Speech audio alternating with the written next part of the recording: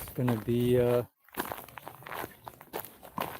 not gonna say it's gonna be fun, but whoa, there's a nice little bird there. Which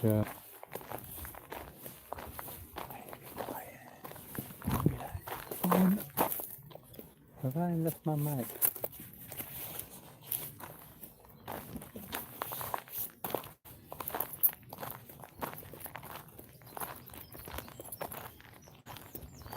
Wow. Like a bench you can just sit at right here. Right. Whoa. That is cool.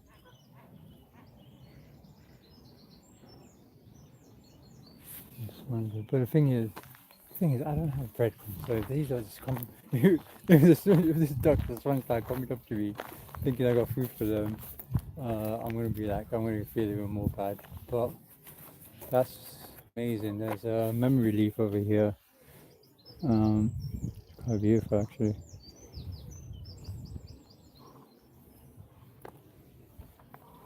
It's probably the locals that live around here that probably maintain and take care of this place. I'm guessing. I don't know.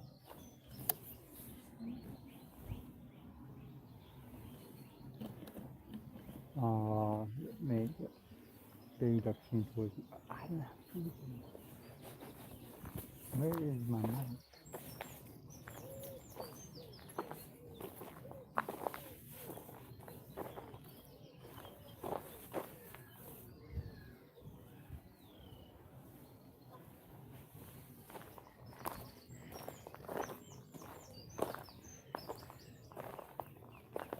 Right, I do apologize guys, I forgot about the mic. So I was doing a lot of talking there. And I don't know if you even heard me, so or if you've been watching, I don't even know if you're watching. But I'm going again. Yeah, enjoy the top mat. But I didn't watch my ball spot.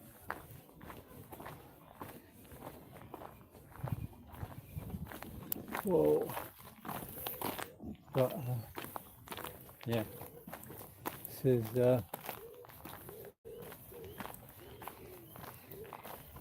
nice actually. Wow. This reminds me of the trees that probably that you climb with the kids. Probably the first time actually. No, I'm not gonna do it. Not on camera anyways. I'm doing it myself. Well, actually, I don't know.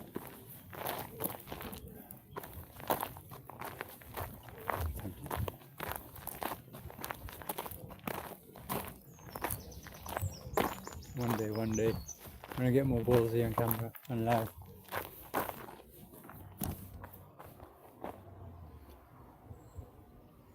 So these are the birds that we see around here.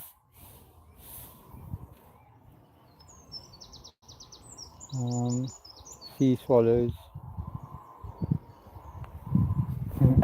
She does swallow. Never mind. Anyways, bad time for it's never a bad time for jokes. Anyways,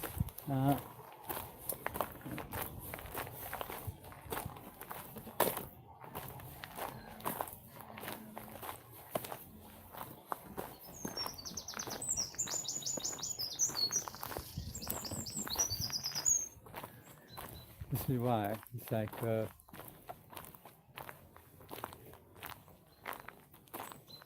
easier when you have someone that with the camera. But I'm trying to think, did anyone actually have someone, or was it like they were just good with being on their own and having and managing the cameras themselves? I don't know, because I always felt like it was something there, but.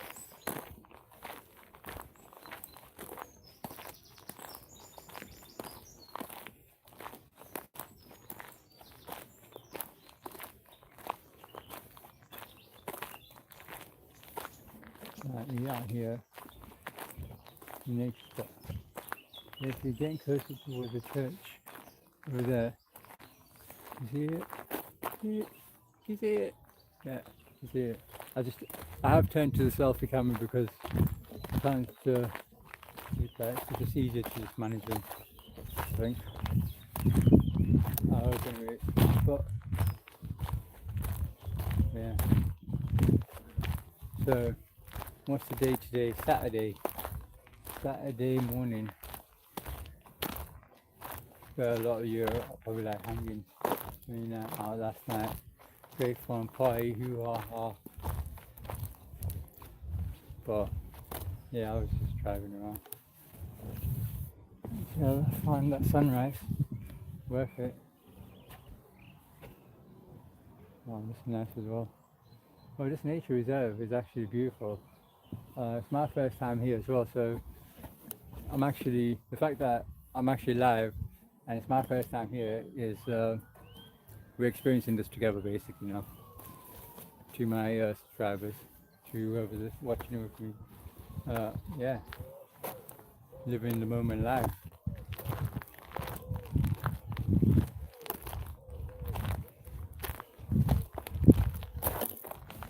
Right, discover Attenborough Nature Reserve. Attenborough Nature Reserve was opened by Sir David Attenborough in 1966. Whoa! Quick quiz, guys, lads, or anyways, anyone, football fans. When was the last time England won the World Cup? Yeah, it was the same time Sir David Attenborough opened up this reserve. Yeah, in 1966. Hey. 1966. So does that mean? Wait, are we allowed to walk here?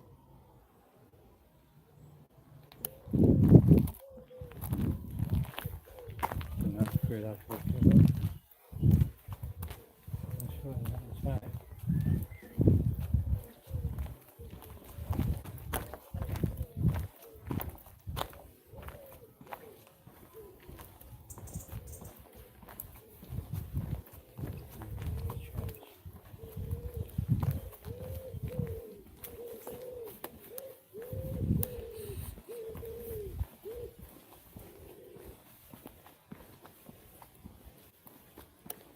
It's got to be bad for living around here.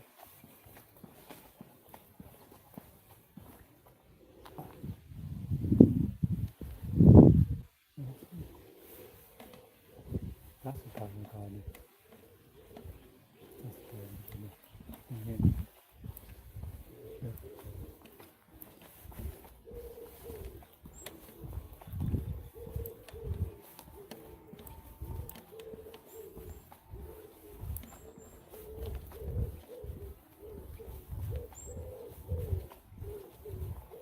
I wonder if this is actually David Attenborough's that yard, basically.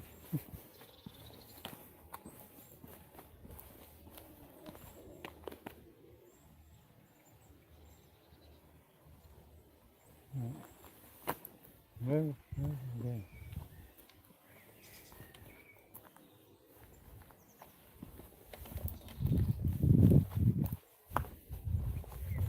So where I'm walking is called Birdie View, where it's called.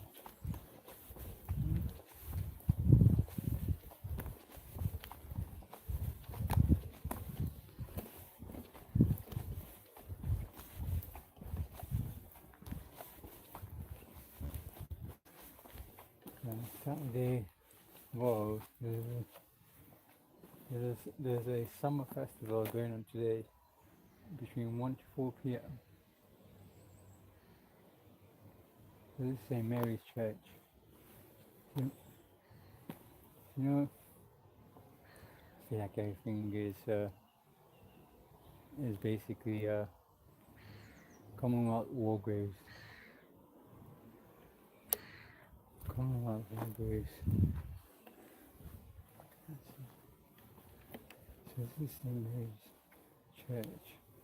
I was going to try to become a teacher last year, and one of the schools I was most attracted to was well had my mind set on basically was St. Mary's, and it was also to do with the fact that I was also in line with at least an institute and about Jesus, and obviously Mary, obviously, well, is obviously the mother of Hazrat Islam. So it was like,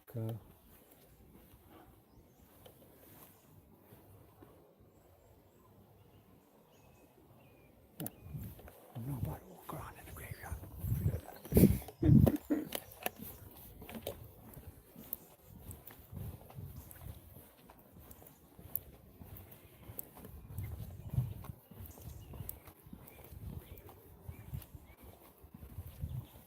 Yeah. Oh, wow. Yeah, anyway, what I was saying was I was attracted to going. I'm going to be I wanted to be a teacher. Do I still think I'll be a teacher?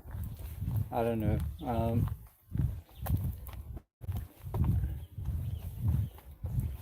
The thing is also, it's like, yeah, I do want to help. I do want to serve purpose. I do want to help the next generation. I do want to help teach them, basically build them for this world. Like, there's a lot of dark stuff out there, and yeah, man, it's just about protecting them. At the end of the day, they're all gonna have their own choices when they're at a certain age, but it's about protecting them from a younger age and like giving them that choice, because if you don't protect them and it's not life. I mean, I keep saying this, but it's hard because I'm a single dad, but I don't even live in the same city where my daughter is, and I can see it. Like sometimes she's like, when I ring her every day, I can see her like she can't really communicate as much, but she does. She has that thing, you know, like where are you kind of thing, and like, but my baby mom was like, after 5 minutes, I always check time. After 5 minutes, she's like rushing off the phone, like baby mom doesn't even let me just chill out on the phone with my daughter. Like even she's like, where the phone? She's like, oh, that's it. I'm like, yeah. My quality time with my daughter is like weird, you know, on the phone. Like I'm hardly there. And then when I go see my daughter, after like an hour, she'll ring, and I'm like, yo, you live with her first of all. This is my time, daughter, which I hardly get, and not because I live in another city, and I made a choice to move back to Hull because obviously I was in a bad place and I had to go back to sort my life out, which I did. So it's not like I didn't just go and not do anything. No. That feather wasn't here when I walked past earlier.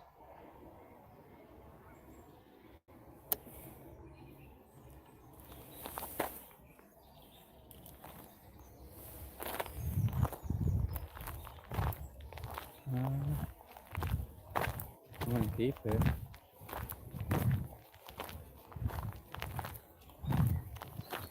That wasn't there earlier. I've got photograph memory. I'm sure I would have remembered that. But yeah. Anyways, what I was trying to say is,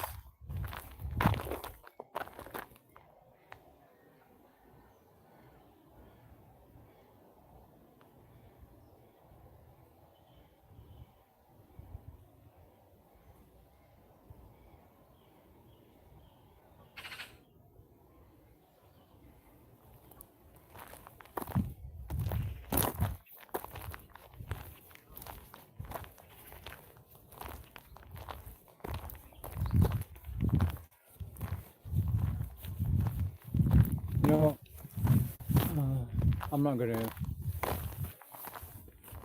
not gonna complain because that's just me keeping low, and yeah, I'll step up when time's right. I'm stepping up.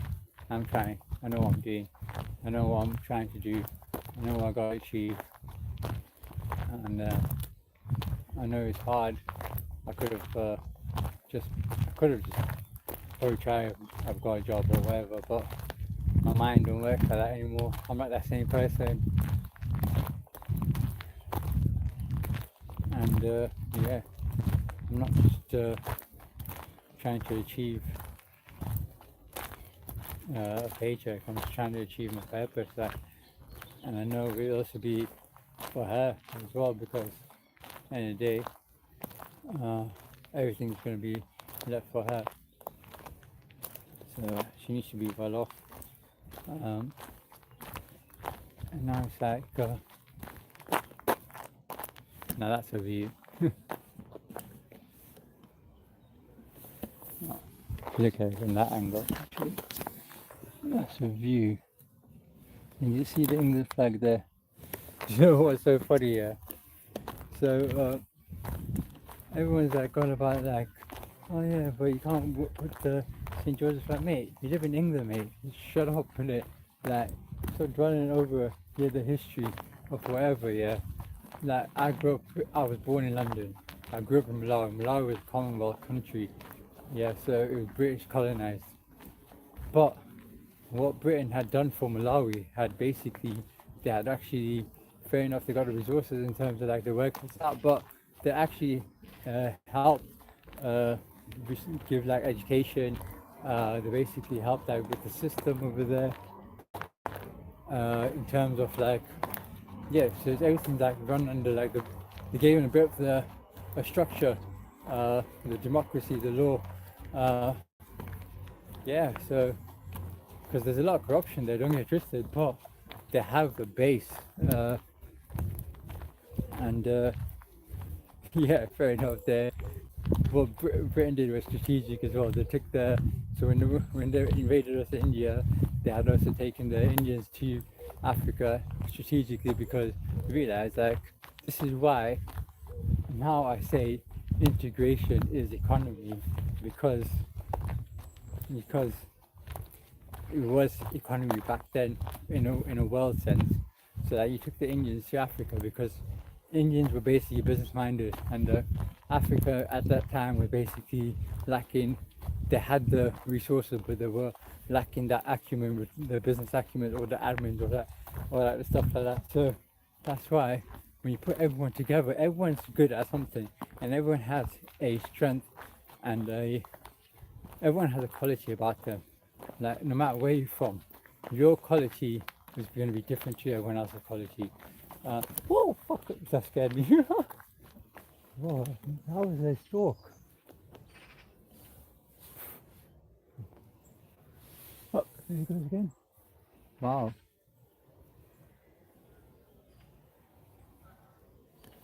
I probably spoke too loud, actually. Anyway, Stork's animation is my favourite, anyway, one of my favourite cartoons. Hey, big baby. Right, I need to start talking now. Probably attracted with the wrong function. But,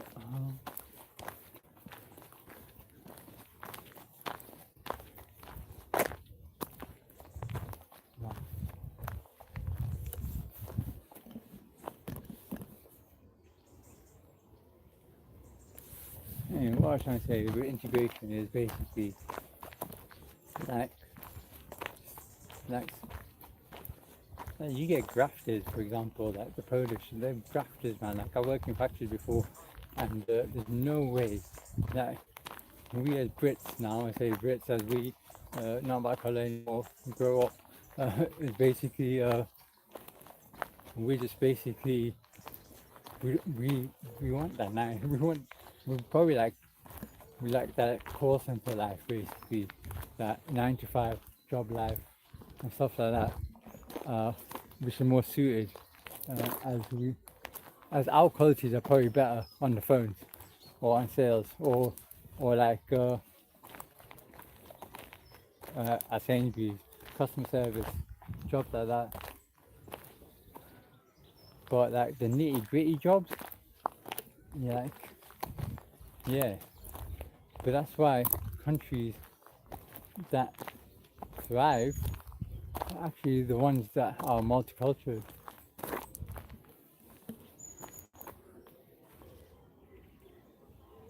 Well, put it this way, yeah. There's a lot of ducks in that pond. They're not all the same type of ducks, right? They're basically, I can see 4 or 5 different type of ducks, but they're all swimming together, nicely, peacefully chilling. Obviously, if one gets in the way and be like, "Yo, that's my bird," then that's their own problem. But just, well, hey, I get it. So there's like a massive spider web going across. I was like, whoa. Right, something to do. What's that?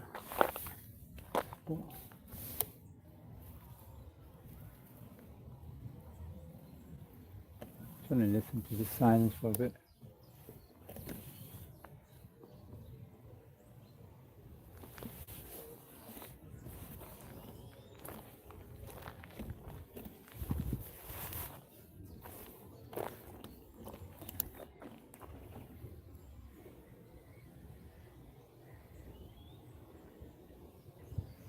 Also, do you know what? Also mad, yeah. So, next to my house in the car park, that's not actually part of the same like uh, building as mine, but in the back of the car park we share, there's a Pakistani man now. He's there chopping wood with a chainsaw, and so I turn up in my car, and this is actually after the England match, before I went to Alicante.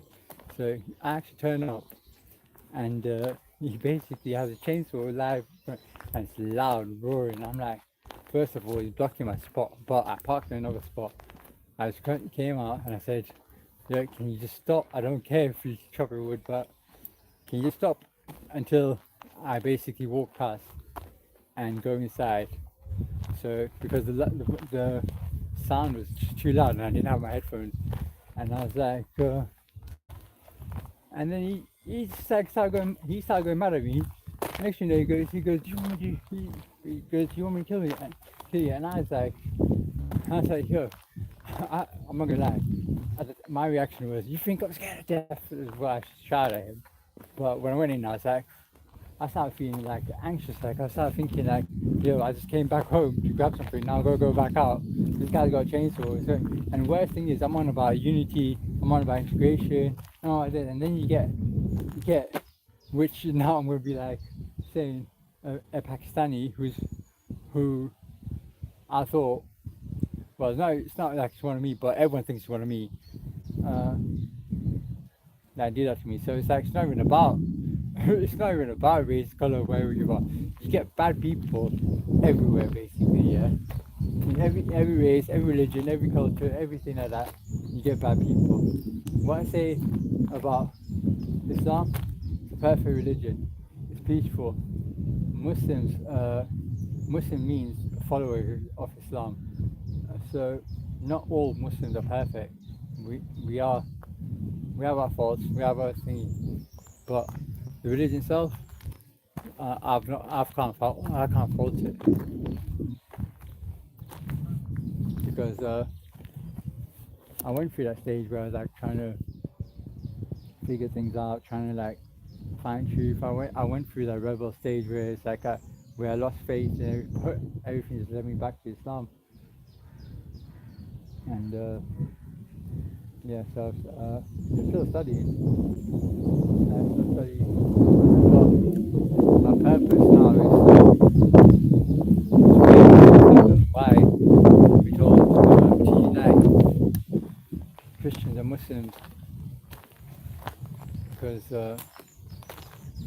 yeah. Just the next generation, just to prepare the world now.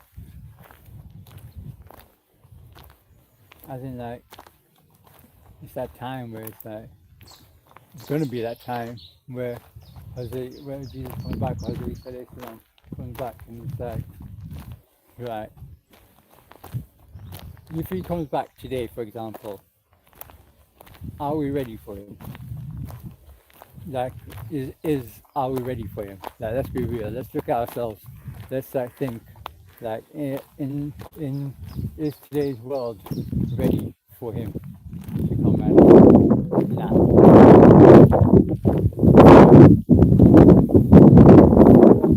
What are we doing to prepare for him?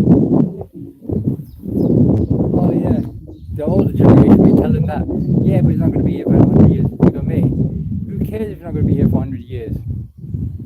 Are you even going to leave something behind, like an educational type, or like to educate the next generation, whether it's your kids, whether it's the next kids, whether even if it's future. But I'm telling you now, it's not even. It's that close that it's not. It's probably going to be in my daughter's era. That's how close it is. So yeah, and so it's like just preparing in terms of like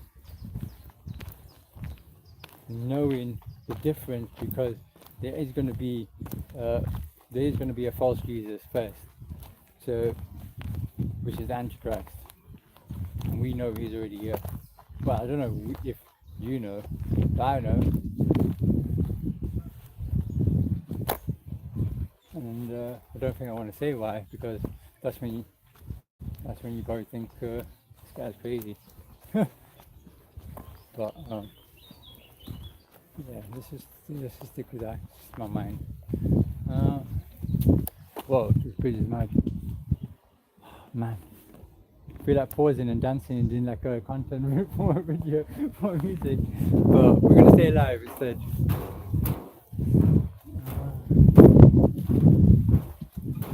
Wow.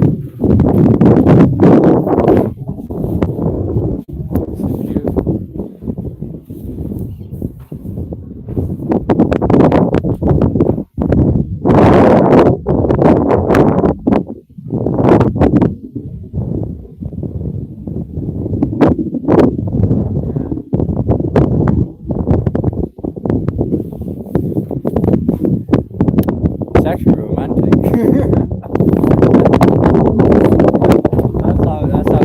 That's the way it is. It's actually romantic.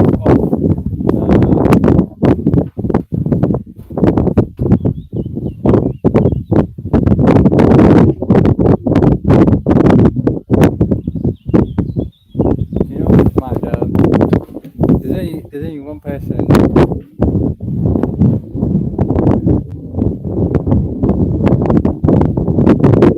Yeah, my first love would have basically been that person who would have appreciated these kind of things actually. Oh, talk about Jesus coming back. I've seen this Palestinian flag. I think the younger generation are clued on. They are actually clued on. They're actually they know more because the information is there. But now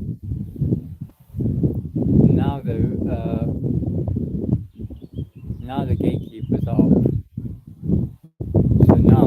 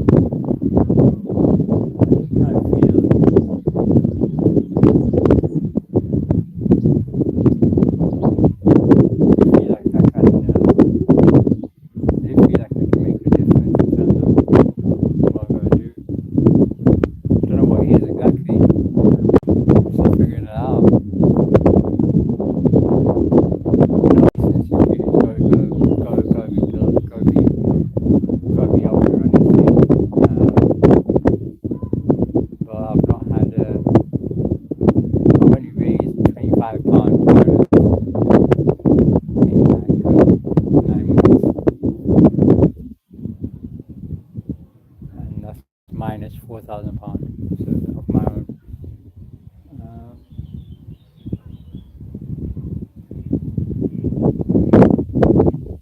But its purpose, I know it's got to be done. But what at least is not just about Islam, it's about togetherness, it's about we come together, and it's also the reason why